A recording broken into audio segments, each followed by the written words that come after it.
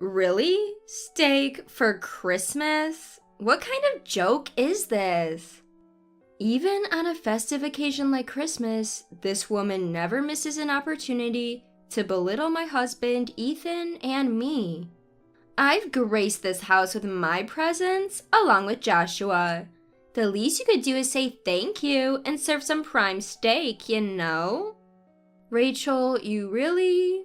Oh, come on. You guys probably haven't even had prime steak before, have you?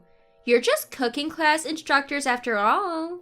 I couldn't take her condescending laughter anymore and finally raised my voice. Rachel, what have Ethan and I ever done to you? Me hold a grudge against you two? Don't be ridiculous. You're not even worth my time. Then why do this to us? How can you behave this way toward the parents of the man you married? My words, infused with emotion and frustration, didn't touch Rachel's heart. And then it happened. Ethan, who had been silent, grabbed a bottle of beer from the table and splashed it on Rachel. For the first time, we saw Ethan genuinely angry, which made Rachel take a pause, but not for long. Fine, have it your way. I'll tell Joshua about this, she said, making her way to exit the room with as much bravado as she entered. But the door swung open before she could leave. There's no need for that. What? The man who appeared was Joshua, and Rachel would soon face the consequences of her reckless behavior. My name is Lily Johnson, a 70-year-old who runs a modest cooking school in Boston. I have a family that consists of my husband Ethan and our son Joshua.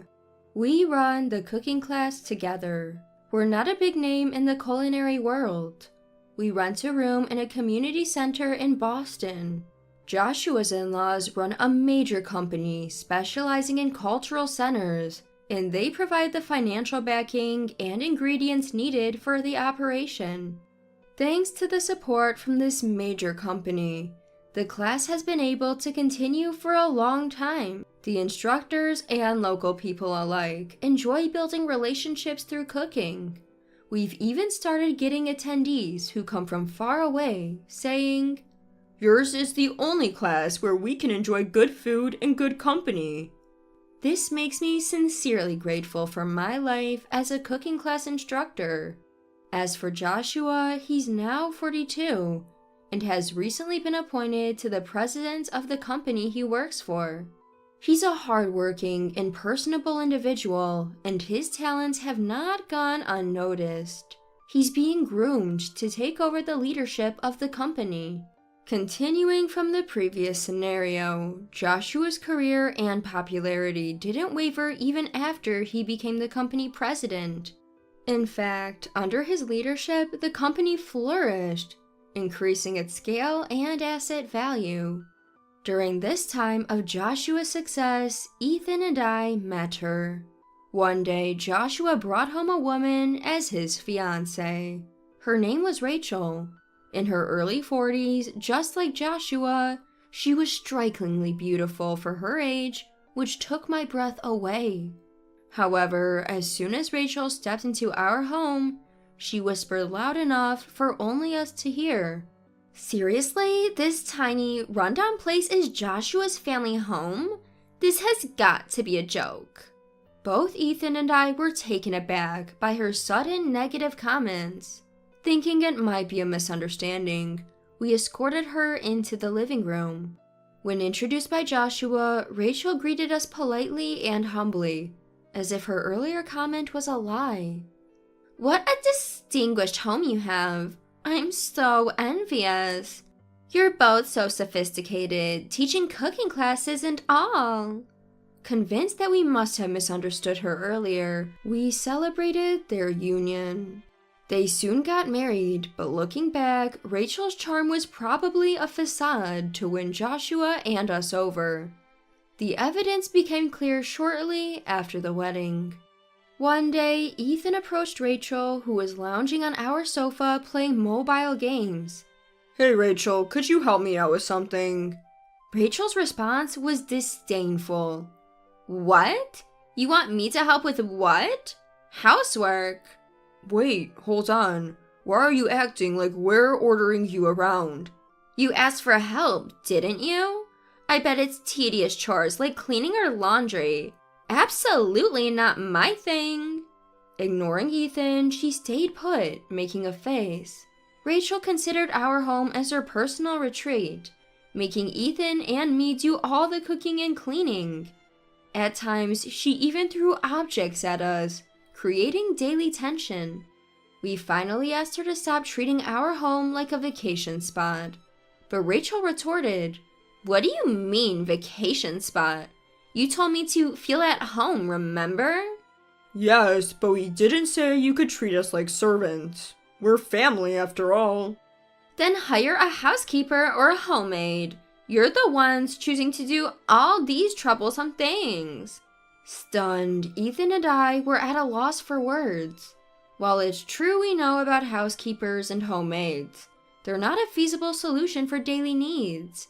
Above all, Rachel always seemed to think about money, as evidenced by her suggestion to hire help. It seemed like she wanted to solve everything with cash. This woman is seriously something else. Every day, I found myself sighing, wondering why Joshua ever married a woman like this. Day after day, Ethan and I would talk about what to do, but we couldn't come up with a solution on our own. We tried multiple times to get Joshua to reduce the number of days he and his wife visited, but Joshua's work schedule made it difficult to even talk. Even when we did talk, Joshua wouldn't give a clear answer. He blamed his busy work schedule and the fact that he couldn't take care of his wife because of it. Joshua had warned Rachel a few times, but she'd just play innocent and say, "Oh, my in-laws are being mean again? They're just jealous because I'm so cute, haha." That passive-aggressive attitude, along with Joshua's own indecisiveness, only fueled Rachel's bad behavior even more. And then, in the midst of this growing concern, Rachel finally crossed a line that should never be crossed. They came to visit us for Christmas. Joshua told us the day before that Rachel would be joining him, and Ethan and I were not thrilled. However, when Rachel is with Joshua, she behaves reasonably well. So we thought it would be fine. We had that hope when we greeted Joshua and Rachel. But then Rachel started acting up while Joshua was in the shower. "Excuse me? Christmas is about steak, right? What is this joke? Are you saying this is a Christmas meal?" Upon seeing the dishes we had prepared, including a gratin, Rachel started complaining. "I came here with Joshua for Christmas. You should thank us and have some prime steak ready, haha." "Rachel, you really? Well, you guys are just poor cooking class instructors. Maybe you've never even eaten such a thing, hahaha." Rachel broke into a condescending laugh.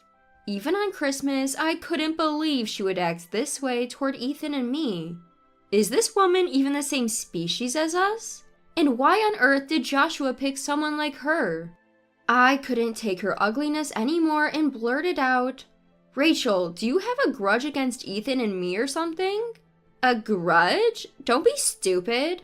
I have no interest in or grudges against old farts like you, haha." "Then why treat Ethan and me like this?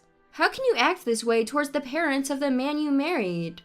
I pleaded with anger and deep emotion, but it didn't reach her. "I live as I please, doing what I think is right, haha. That's all there is to it." At that moment, after her final snicker, Ethan, who had been silent and probably enduring her verbal abuse just like me, finally made his move. He grabbed a beer bottle that was on the table with the food and swiftly opened it. In the brief moment Rachel stopped laughing to take notice, Ethan poured the beer all over her, wordlessly. "What the heck, Ethan? Why'd you do that?" Startled by this sudden turn of events, Rachel snaps at Ethan. With a stern look, Ethan locks eyes with Rachel and quietly says, "Enough. If you dislike being around us so much, then fine. Don't ever come back." Hearing these words, I felt as though I had awoken from a trance. Meanwhile, Rachel, already fuming over the beer incident, gets even angrier. Who do you think you are? Acting all high and mighty? You think this ends without consequences? Frustrated by Rachel's lack of remorse, I couldn't help but sigh. Now, awake to Ethan's actions and words that must have spoken for my feelings, I no longer have the patience to listen to this woman. Up to now, I've put up with her because she's the wife of my precious only son Ethan. But this is the last straw. Then show me what these consequences are, if you can. Oh, I will. I'll tell Joshua right now. With that, Rachel storms out of the room, still carrying an air of arrogance. But then the door swings open again. No need for that. Huh? Rachel's eyes widen in surprise. The person entering the room is none other than Joshua. At first, we thought he had come out of the shower, but seeing that he wasn't what changed, we quickly realized that wasn't the case. Rachel recovers and clings to Joshua. Listen, Joshua, your parents are terrible. What's so terrible about Dad and Mom? They just splashed beer on me. Make them realize their mistake, Joshua. Use your influence. Taken aback by Rachel's unfiltered words, Joshua hesitates for a moment.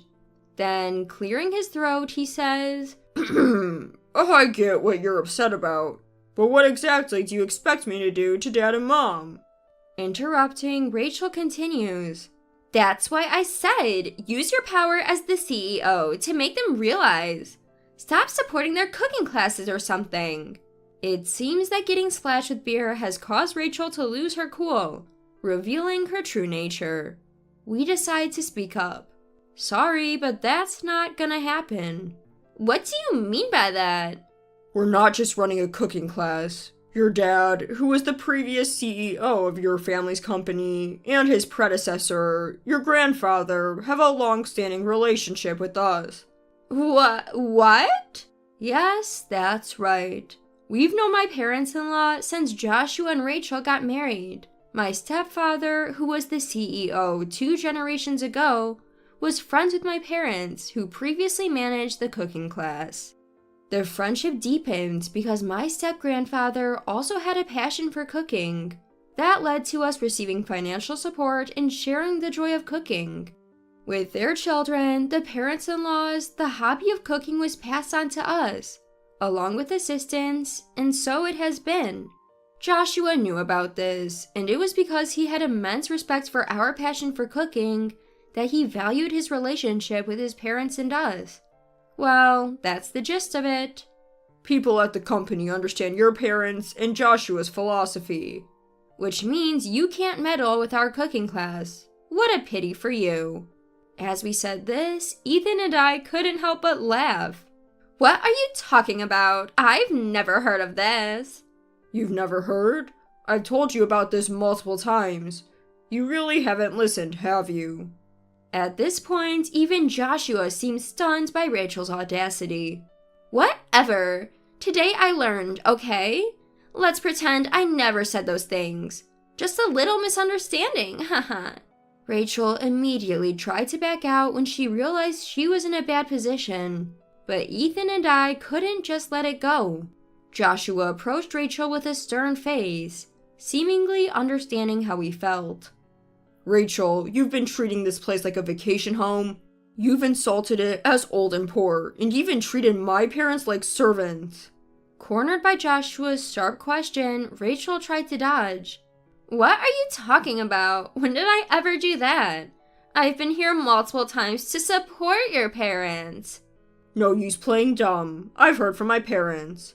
And I also heard you earlier ordering top-tier steak because our cooking was subpar. Apparently, Joshua had pretended to take a shower, but was secretly listening to the conversation in the room.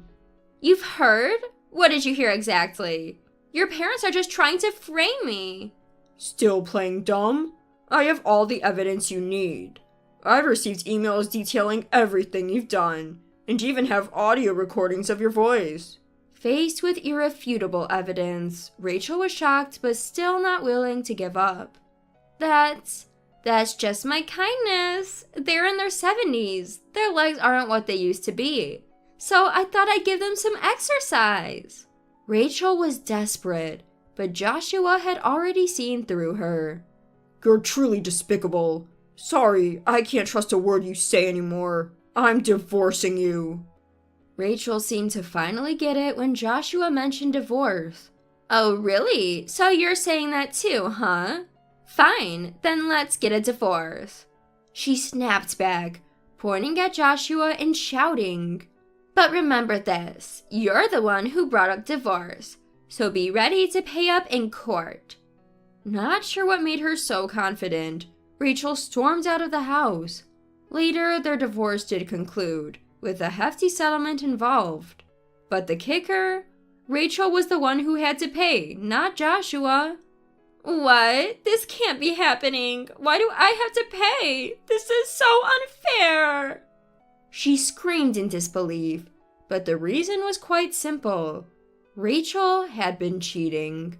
And not just with any guys, but with men from popular clubs in Boston. According to Joshua, he discovered that Rachel had been using his credit card for significant expenses. When he tried to confront her, she dodged the conversation, forcing him to hire a private investigator. The investigator found receipts in the trash indicating Rachel's club outings were paid with Joshua's credit card. Photos even showed her at luxury hotels with multiple men. Armed with this irrefutable evidence and backed by his lawyer, Joshua won the settlement in court. Rachel, slapped with the divorce bill, arrogantly thought, I'll just ask my boyfriends to pay. I've spent plenty on them. But the old saying holds true. When the money's gone, the love's gone. Her club flings promptly dumped her when they realized she couldn't pay. So Rachel had no choice but to pay the settlement, grumbling all the way to the bank. Her life hit rock bottom, disowned by her furious parents. Recently, a friend mentioned seeing her at a soup kitchen in a Boston park. As for us and Ethan, life has turned to peaceful normalcy. Joshua seems to be enjoying his newfound freedom. Yet, we're secretly looking for a new life partner for him, hoping to see a grandchild soon. It's a win-win for us, actually. Our legs are getting a workout from all the running around.